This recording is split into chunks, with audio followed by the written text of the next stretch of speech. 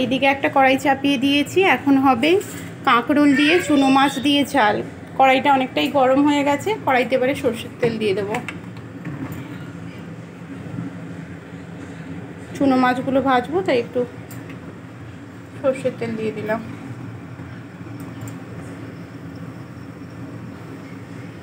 কড়াইটা কিন্তু ভালোভাবে গরম করা চাই, না হলে চুনো মাছগুলো ধরে যাবে আর সব চুনো মাছগুলোই ভেঙে যাবে। কড়াইটা গরম হয়ে গেছে, ওই তেলের মধ্যে বলকগুলোও দেখতে পাচ্ছেন। এবারে কড়াইটা প্রায় গরম হয়ে গেছে। তেলটা চারদিকে ছড়িয়ে নেব কড়াইতে, যাতে না জড়িয়ে যায়।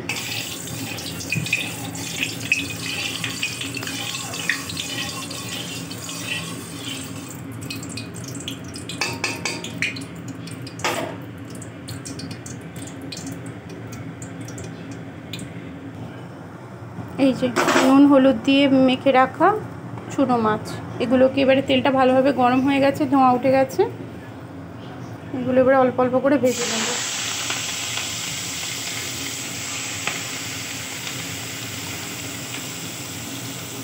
দুবার ধরে ভাজবো, এগুলো আগে হয়ে যাক আর এটা আরেকবার ভাজবো, নাহলে ভেঙে যাবে। এবারে চুনো মাছগুলো এক সাইড থেকে হয়ে এসছে, উল্টে পাল্টে দেবো। যেহেতু চিংড়ি মাছের পরিমাণ আজকে বেশি আছে, তাই ভাজতে বেশি সময় লাগলো না। এগুলো আরেকটু হয়ে যায়, এক পাশ হয়েছে আর এক পাশ হয়ে যায়। এই যে কাঁকরোল আর আলুটাকে এভাবে লম্বা লম্বা করে কেটে নিয়েছি। আলু ভাজা যেমন হয়, আলু ভাজার থেকে একটু মোটা মোটা করে আলু আর কাঁকরোলগুলো কেটেছি। আর এই আলুগুলো কাল ঋষভ তার বটিতে করে কেটেছিল, ওগুলো ফেলে দিইনি। ওগুলোকে আজকে পরিষ্কার করে এই সবজির মধ্যে দিয়ে দিয়েছি। আর এটা আজকের আলু, তাই এটার গায়ের রঙটা একটু পরিষ্কার আর এটা একটু কালচে কালচে মতো।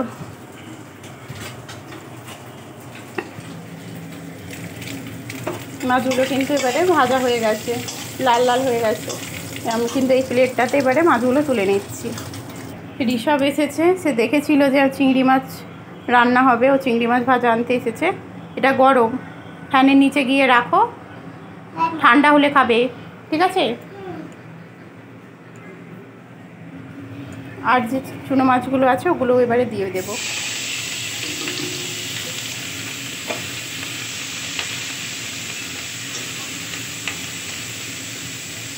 এগুলো একবার পাশ হোক, এদিকে কিন্তু ঋষভের মাংসটা হচ্ছে। এই মাছটাও এখন হয়ে গেছে এক সাইড, উল্টে পাল্টে নিচ্ছি।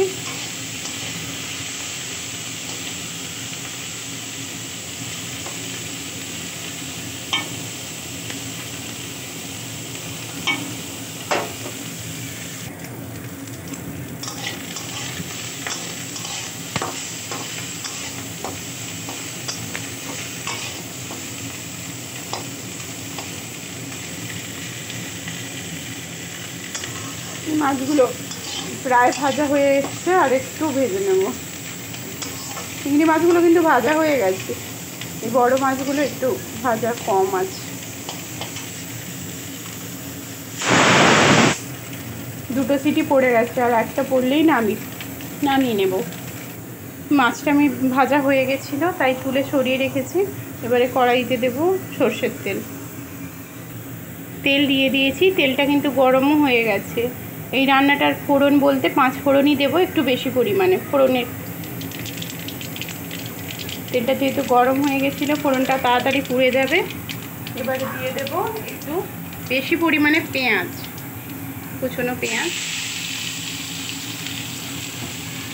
এই রান্নাটাতে একটু পেঁয়াজের পরিমাণ বেশি লাগে, তাহলে খেতে ভালো হয়।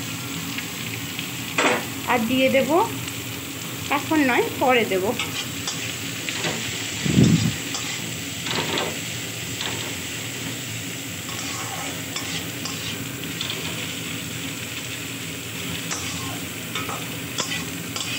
পেঁয়াজটা একটু ভালোভাবে ভাজা হয়ে যাক।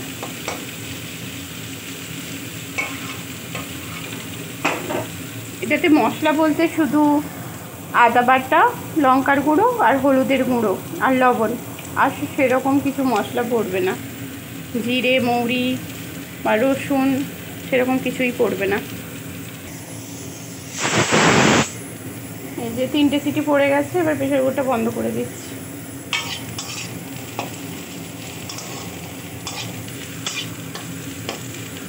পেঁয়াজগুলো মোটামুটি লাল লাল হয়ে এসছে। এবারে কেটে রাখা কাঁকরোল আর আলুগুলো কিন্তু এবার দিয়ে দেবো।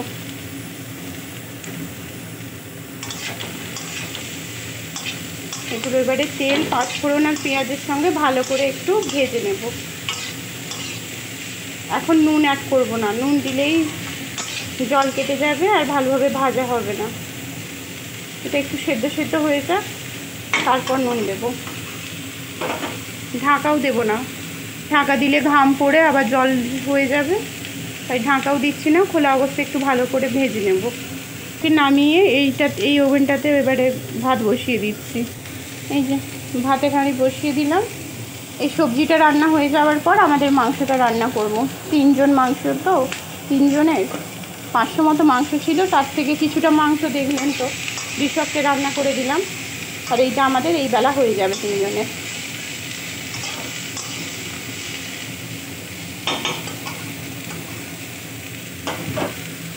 ওকে টিভি চালিয়ে দেওয়া হয়েছে, টিভিতে গোপাল ভাঁড় হচ্ছে। আর ও যে চিংড়ি মাছগুলো আমার কাছ থেকে এনেছিল ওগুলো কিন্তু একটা একটা করে খেয়ে নিয়েছে, আবার কিছু ফেলেও দিয়েছিল, আবার কুড়িয়ে খাচ্ছে।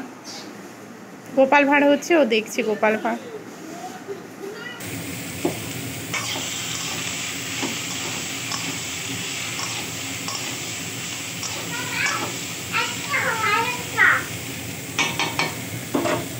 ওর মাছগুলো শেষ হয়ে গেছে, ও আবার এসেছে আর একটু নেবে।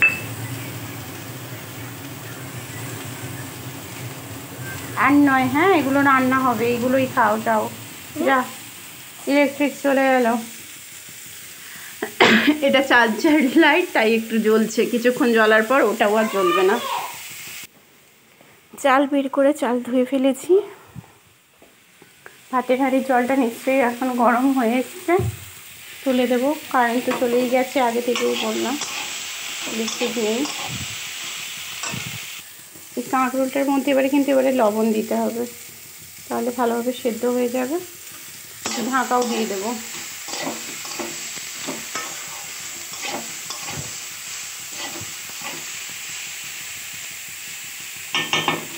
আঁচটা কমিয়ে ঢাকা দিয়ে দিচ্ছি। ঢাকা দিয়ে দিলাম।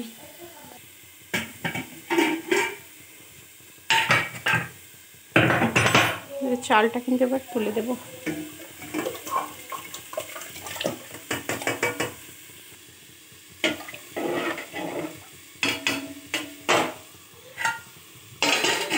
এবারে দুটোই হতে থাক, এটাও কম আঁচে হতে থাক। ঢাকনাটা একটু খুলে একটু নাড়াচাড়া করে দেবো।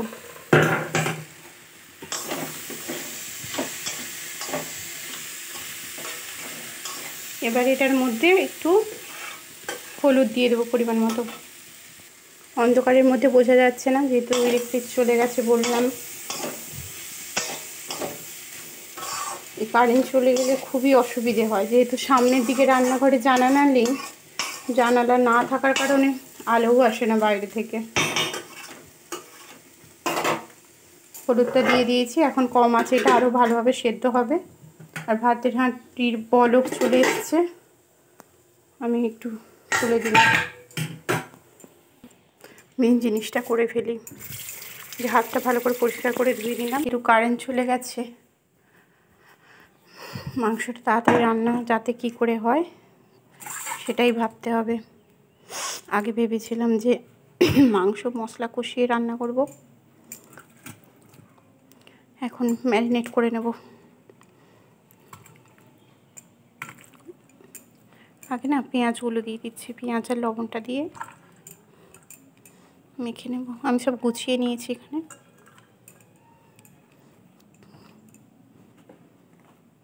কেটে রাখা পেঁয়াজগুলো দিয়ে দিলাম আর লবণটা দিয়ে দিলাম।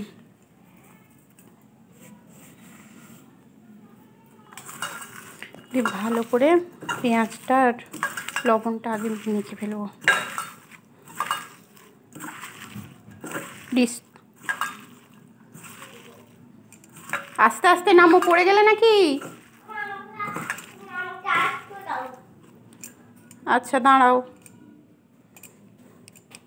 এবারে টমেটোগুলো দেব।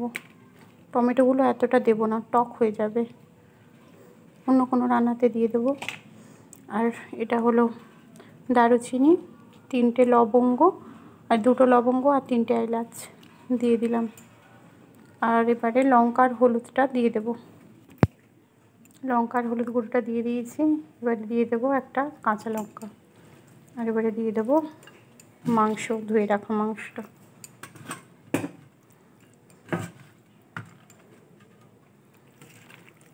জায়গাটা ছোট নিয়ে ফেলেছি, খুব ধৈর্য সহকারে মেশাতে হবে।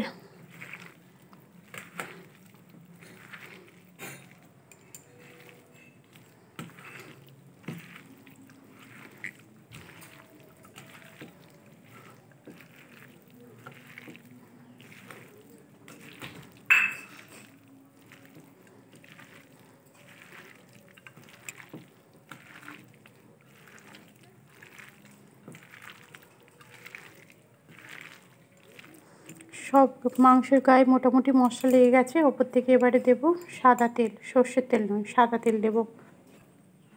হাতের মধ্যে তেল নিয়ে নিয়েছিলাম, বেশি তেল দিলাম না, কিন্তু অল্প পরিমাণে তেল দিলাম। যখন রান্না করব তখন আগে সর্ষের তেল ভালো করে দিয়ে গরম করে তারপরে এই ম্যারিনেট করা মাংসটা দিব। এটা ঝোল ঝোল হবে না, এটা কষা কষাই রান্না হবে, তাই ম্যারিনেট করা, না হলে হয়তো কষিয়ে রান্না করতাম।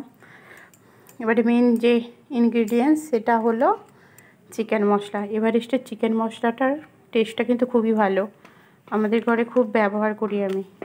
পুরোটা দিলাম না, মাংসের পরিমাণ যেহেতু কম, হাফের বেশি দিয়ে দিলাম। এটাকেও এখন মেখে নেব। অনেকেই বলবেন যে লাস্টের দিকে দিলে টেস্ট ভালো হয়, কিন্তু আমি যেহেতু ম্যারিনেট করছি তাই এখনই দিয়ে মেখে নিচ্ছি।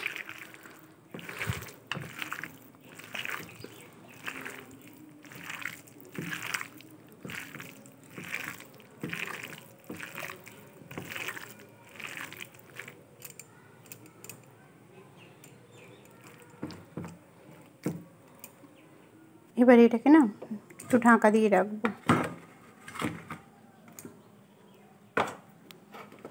আর ওটা দেখব, ইলেকট্রিক এখনও আসেনি আর অন্ধকারের মধ্যে রান্না করাও যাচ্ছে না। আমি তাই টর্চ লাইটটা নিয়ে এসে রান্নাটা আবার শুরু করলাম। এবারে বেটে রাখা আদাটা এবার দিয়ে দেব, আদা বাটাটা।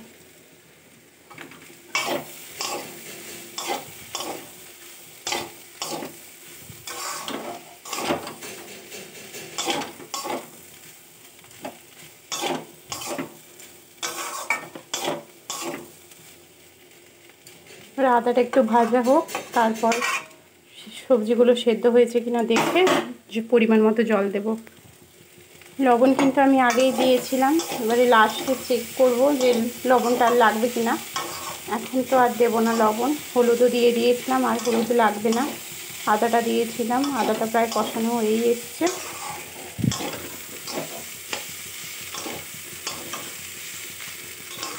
এক হাতে নাড়াচাড়া করছি তো, তাই কড়াইটা ঘুরে যাচ্ছে ওভেনের উপরে, বার্নারটা।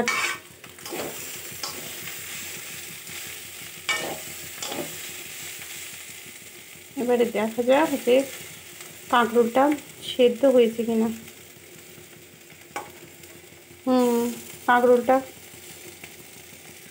হয়ে গেছে, আলুটাও হয়ে গেছে। এবারে অল্প পরিমাণে জল দেব, জল দিয়ে দিলাম।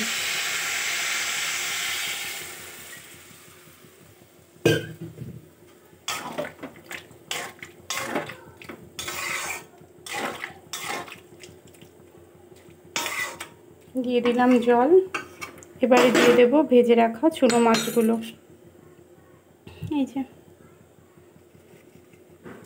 এখন কিন্তু চুনো মাছগুলোকে নাড়বো না, আবার ঢাকা দিয়ে দেব।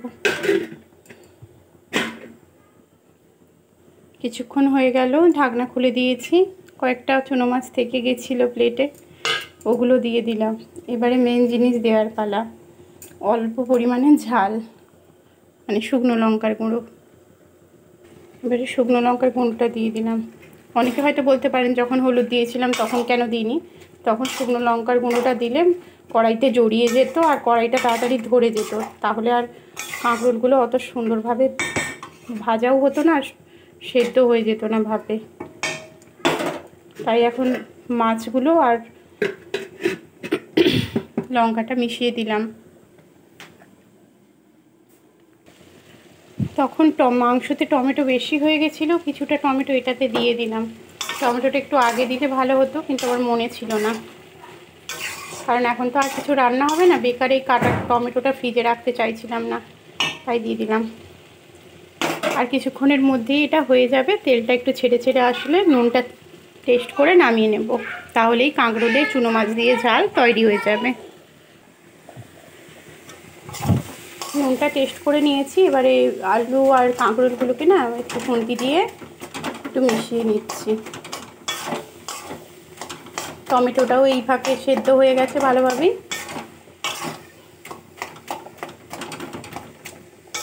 হয়ে গেছে, এবারে নামিয়ে ফেলবো। রান্না কিন্তু রেডি।